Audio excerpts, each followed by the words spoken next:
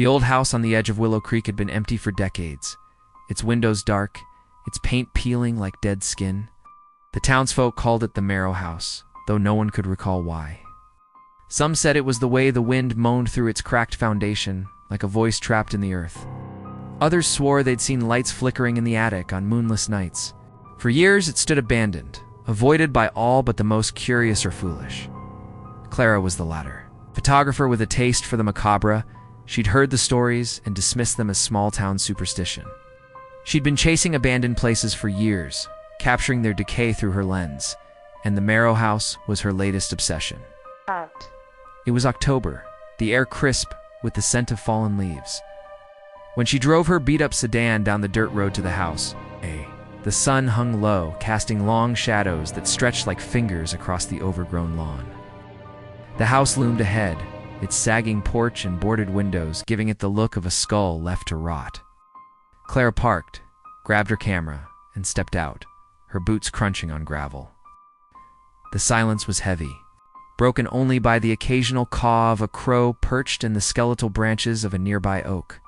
She adjusted her scarf, her breath visible in the chilly air, and approached the front door. It hung ajar, as if inviting her in.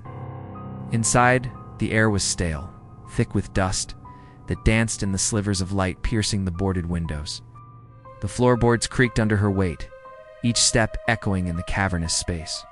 Clara snapped photos. A shattered chandelier, its crystals scattered like teeth, a staircase spiraling into darkness. A faded portrait of a stern-faced woman, her eyes seeming to follow Clara's movements. The house felt alive, in a way she couldn't explain, like it was watching her. She ventured deeper, drawn to the basement door at the end of a narrow hallway. It was different from the rest of the house newer, made of heavy oak, with a rusted iron lock that looked like it hadn't been touched in years. Clara's pulse quickened. She'd read about basements in old houses like this, where secrets were buried alongside forgotten things. Her flashlight beam trembled as she jimmied the lock with a crowbar from her bag. The door groaned open, revealing a steep staircase descending into pitch black. The air grew colder as she descended, the walls slick with dampness. Her flashlight caught glimpses of strange markings etched into the stone spirals. Jagged lines, symbols that didn't resemble any language she knew. Her footsteps echoed, but there was another sound, faint and rhythmic, like a heartbeat pulsing through the walls. Clara's stomach twisted, but she pressed on, her camera clicking as she documented the eerie space. At the far end of the basement, she found it, a circular stone slab embedded in the floor. About 10 feet across, carved with the same strange symbols.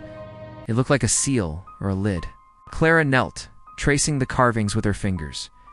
They were warm, unnaturally so, as if something beneath was alive and breathing. She hesitated, her rational mind screaming to leave, but curiosity burned stronger. She pushed against the slab, expecting resistance, but it shifted easily, sliding aside with a low grinding sound. Beneath was a hole, perfectly round, its edges smooth as glass.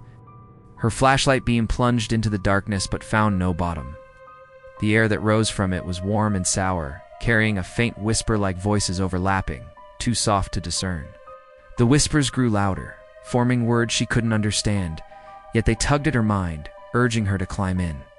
She shook her head, trying to clear the fog settling over her thoughts, but the pull was undeniable. She didn't notice the shadow behind her until it was too late. A cold hand clamped over her mouth, muffling her scream. She thrashed, dropping her flashlight, which rolled into the hole and vanished without a sound. The figure was tall, cloaked in tattered rags, its face obscured by darkness. Its grip was iron, and its other hand pointed to the hole, as if commanding her to look. Clara's eyes watered, her heart pounding as the whispers grew into a deafening chorus, filling her skull. The figure released her, and she stumbled back, gasping. But the hole seemed to pull at her, not just her body, but her thoughts, her memories, her very sense of self. She saw flashes of things that weren't her faces, twisted in agony, hands clawing at stone, a vast, writhing darkness below. The figure stepped closer, and in the dim light, she saw its face or a lack of one. It was a void, a hollow where features should have been, yet it radiated hunger. Clara turned to run, but the basement had changed. The walls were closer, the staircase gone, replaced by a seamless expanse of stone. The hole was everywhere now, its edges stretching to fill the room, the whispers a cacophony that drowned out her screams. The figure didn't move, didn't need to. The hole was doing the work, pulling her closer, her boots sliding across the floor as if drawn by an invisible current. She fought, clawing at the ground, but it was no use. The last thing she saw was the hollow face, tilting as if curious, before the darkness swallowed her whole. The slab slid back into place, sealing the hole with a final hollow thud. The house fell silent once more. The wind outside, carrying no trace of her screams. Days later, Claire's car was found abandoned on the road, her camera inside. The townsfolk whispered about the Marrow house, about the lights in the attic that flickered brighter that night. The photos on Clara's camera were developed by a curious deputy, revealing images of the house, the basement, the slab. The final photo was blurred, as if taken in motion, but it showed something a hollow face, staring directly into the lens, its edges fraying into the darkness of a hole that seemed to stretch forever. No one went looking for Clara. The house was left alone, its secrets buried beneath the stone.